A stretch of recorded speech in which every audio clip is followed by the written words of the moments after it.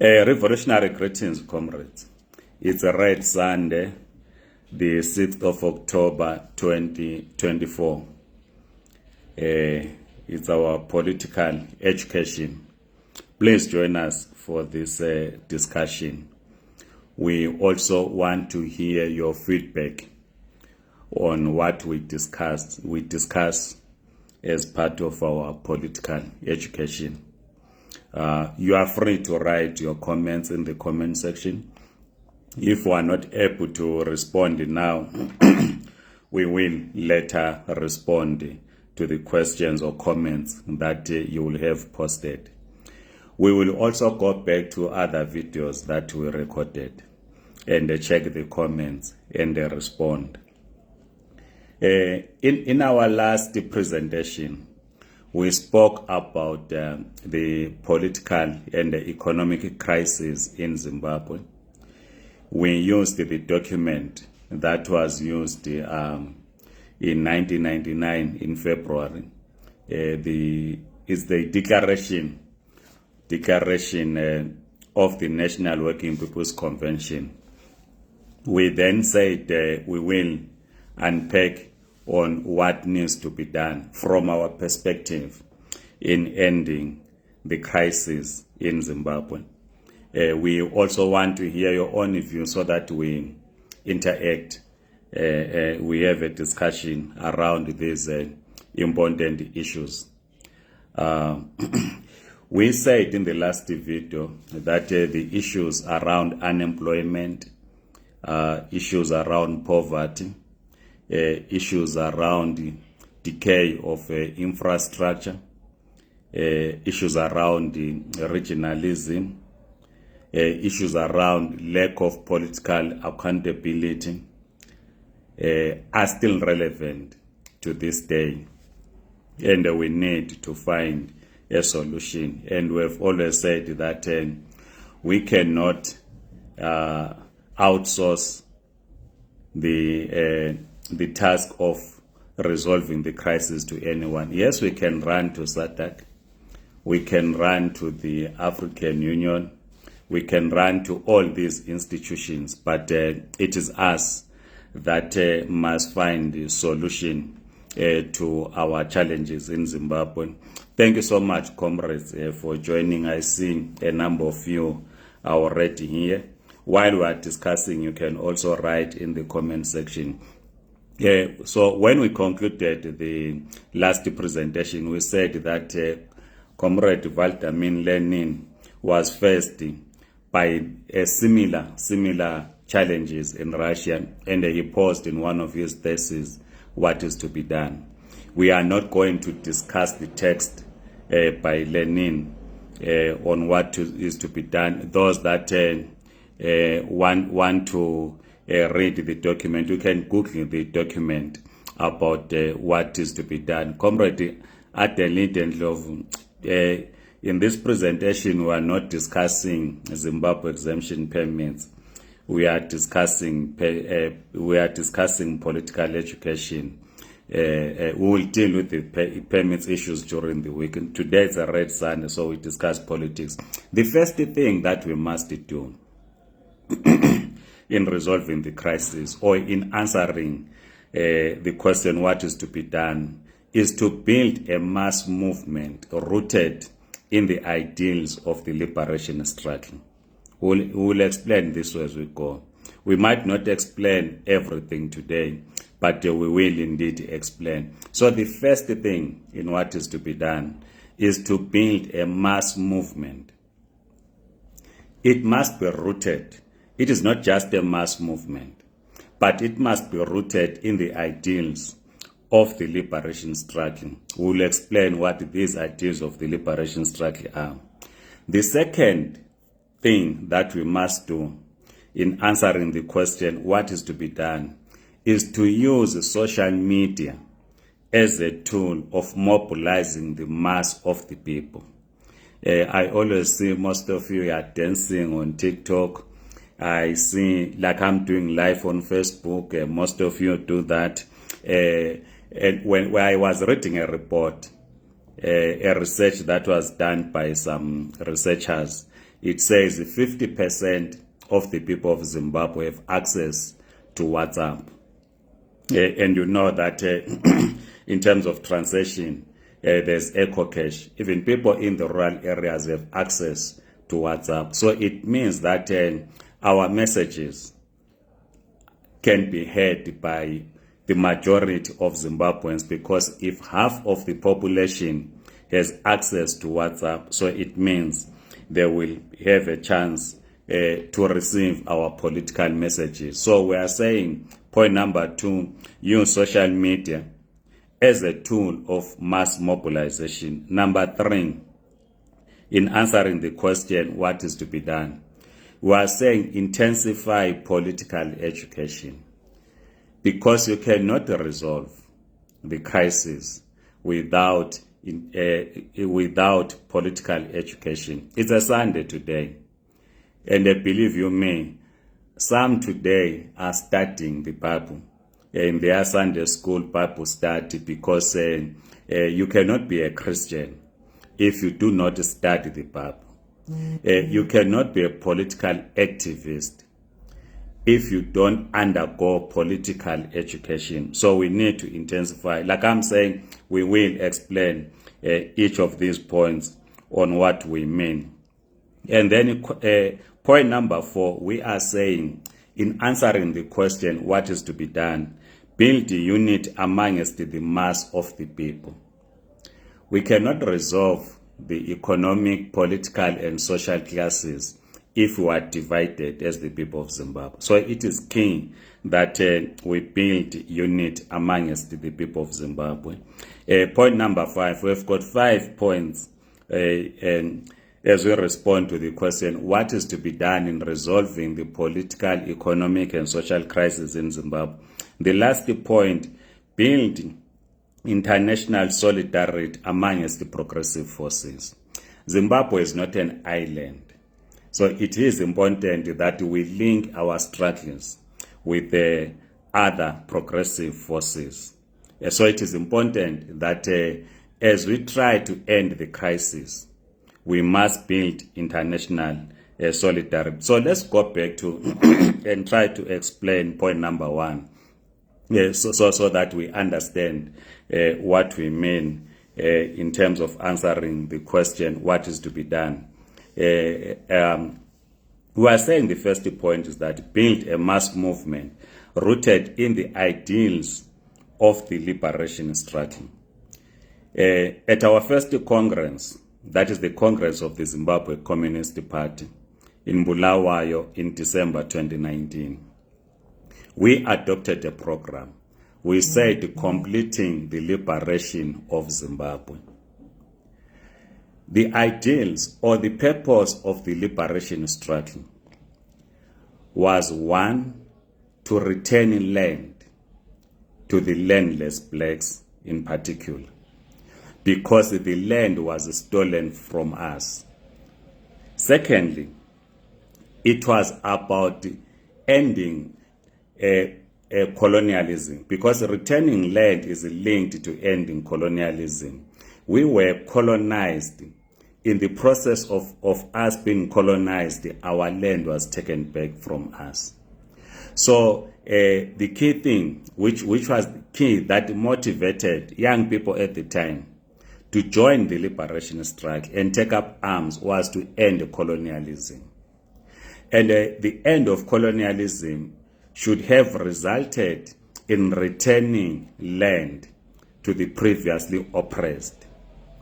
The second point was to deal with the class question in Zimbabwe, to say who owns the decisive means of production. In other words, the liberation struggle aimed at or wanted to build or to end inequality that existed in our country. The question of voting became a tactic, but the key was to end colonialism, address inequality. It was then believed by the liberation movement that if you use the majority vote, so that everyone participate in the voting, what was referred to as universal suffrage, it will be easier then to deal with the question or to end colonialism. So universal suffrage was not what motivated young people at the time to take up arms against the white minority rule. It was believed correctly that if the majority of the people were going to participate in the electoral process, black people were going to be in power. When the Federation came to an end, the Federation of Southern Rhodesia, Northern Rhodesia, and Nyasaland, Britain understood that a black majority rule was going to happen. They wanted a majority rule that they were going to direct or to lead. This is how then ZANU emerges in 1963. Before the end, in 1963, because the British wanted to grant majority rule in their own terms.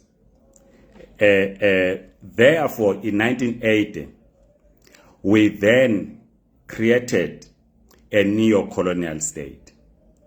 So in building a mass movement, in answering the question, what is to be done? In building a mass movement rooted in the ideals of the liberation struggle, it means we must build a mass national movement whose key objective is to dismantle neo-colonialism. What is neo-colonialism? Neo-colonialism basically says you can have your black president, your black cabinet ministers, your black members of parliament, your national flag, you can sing your national anthem, but you do not control the economy. The majority of the people do not control the economy. The economy is controlled by others, the elite, not by the majority. And in most cases, under neo-colonialism, the economy remains in the hands of the colonizers, the former colonizers. So a mass movement must dismantle neo-colonialism. Secondly, if we're saying build a mass movement rooted in the ideas of the liberation struggle, is that the mass movement that is built, its second key objective is to end or is to push back the influence of imperialism in our country. This is key. As we have said previously, that we are victims of imperialist forces. It was the imperialists that established ZANU in 1963. It was the imperialists that handed over political power to ZANU in 1980. The American diplomat Andrew Young, in one of his essays, celebrated the victory of ZANU-PF, saying the victory of ZANU-PF was the victory of the Americans working together with the Organization of African Unity in preventing a takeover, what they called a takeover by a Soviet Union, because the Americans and the British in 1980 believed that a victory for ZAPU was a victory for Soviet Union. As we have said before, that the formation of ZANU in 1963, splitting ZAPU, was to curtail the influence of the Soviet Union, Cuba, and the others whom we call as the then socialist blocs. So a mass movement that must be established in resolving the crisis in Zimbabwe. It's a mass movement that is pan-Africanist in character. You remember that when the MTC was formed, we discussed this document in our last discussion. This document adopted in 1999 in February, and we said the issues that were raised in the National Working People's Convention on February 26 to 28, 1999 are still relevant today. But the mistake that the MDC did, which the mass movement, a new mass movement must avoid, is for it to be seen as an extension of imperialist forces. Because remember, when the MDC emerged, it emerged at a time when Rwanda and Uganda were used as proxies by the Americans to invade the Democratic Republic of Congo, when President Kabila wanted to renegotiate mining rights. Mugabe then in 1998 went to defend Kabila, pushing back Rwanda and Uganda. Secondly, in 1998, there was a land donor conference. Remember that the Labour Party had come to power in 1997 in the UK. In 1998, there was a land donor conference, and the Labour Party refused to provide funding for land resettlement. Thirdly, the MDC was formed at a time when the people of Zimbabwe were writing, or there was a discussion in writing a new constitution. Remember that the National Constituent Assembly gets established in Kadoma in June 1997. And by 1998, yes, government of Zimbabwe through the parliament then established what was called the Constitutional Commission, which was then led by the late Edson Zopo, which by February 2000, the country now had two draft constitutions, one produced by the NCA, National Constituent Assembly, which of course later on Professor Love Momadugu turned into a political party, and the other was by a government commission, which was led, the chairman then was Chadusuiga, if I'm not mistaken. In the draft constitution, before I get to the draft constitution, the organizations that met in 1999 in Harare, for the avoidance of doubt, was very clear on the land question. It said, and I quote, that was February 26 to 28, says, land should be recognized as a national asset, and that therefore remain in state ownership with individual ownership through tradable long-term leases, backed by legal protection of individual rights. The legal provisions for ownership of natural resources, that is land, water, minerals, be reviewed to ensure that access to these resources can be widened for sustainable production. Now, the National Working People's Convention was very clear that at the time, land distribution was supposed to happen. Then the draft constitution of 2000 said that there was a provision which was saying that land must be nationalized. So when the MDC then gets established in 1999, goes to Congress, one of the things that it do as it emerged from its inaugural Congress was to reject the draft constitution in what was a no vote. The MDC, as it was being established, by taking a resolution to reject the draft constitution, it was not rejecting the draft constitution on the basis that the MDC did not want land to be distributed to the people of Zimbabwe.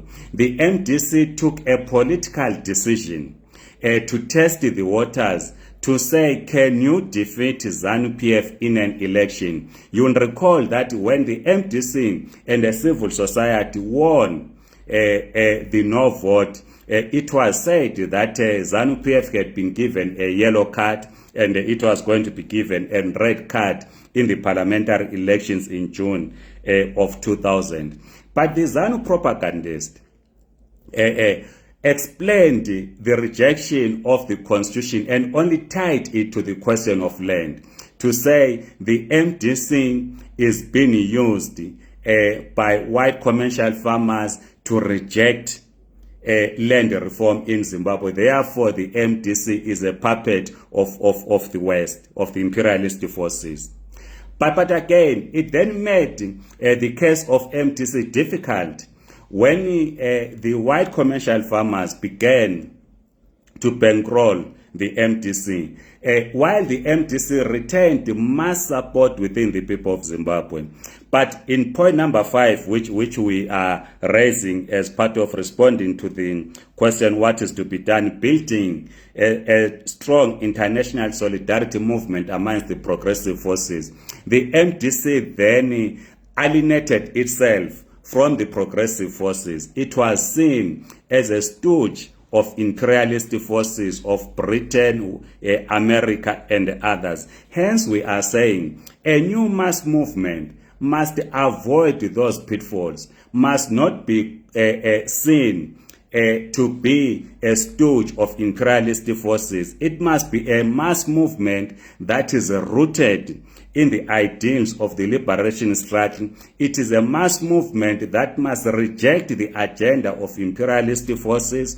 It must be a mass movement that embraces Pan-Africanism. It must be a mass movement that clearly understands the nature of the struggle in Zimbabwe, a mass movement that understand the aims and objectives of BRICS, because the BRICS wants to present an alternative to the dominance of the United States, Britain, and their allies. This can be seen in the ongoing conflict or war in Eastern Europe. This can be seen in what is currently happening in the Middle East. So, as I move to conclusion, because we cannot discuss all the points today, we are saying, in answering the question as I summarize, build a mass movement rooted in the ideas of the liberation struggle,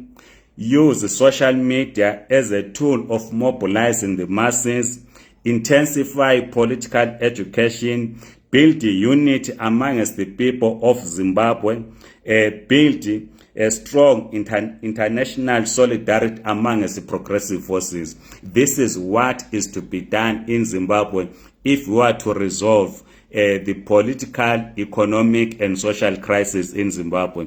Comrade Kumkan Emerson writes, he says, Comrade, you also need to educate the youngsters the importance of participating in our country politics. I know Zim is not good country for us youngsters, but we need to do better. Zimbabwe amahle. Yes, it is critical that we must participate in the politics of our country. I'm currently reading the book by Professor Atam Dambara. He speaks about how young people should participate in the politics of the country. He gives his own experiences when he was at the University of Zimbabwe. This is the book that I'm currently reading. We can differ with Prof.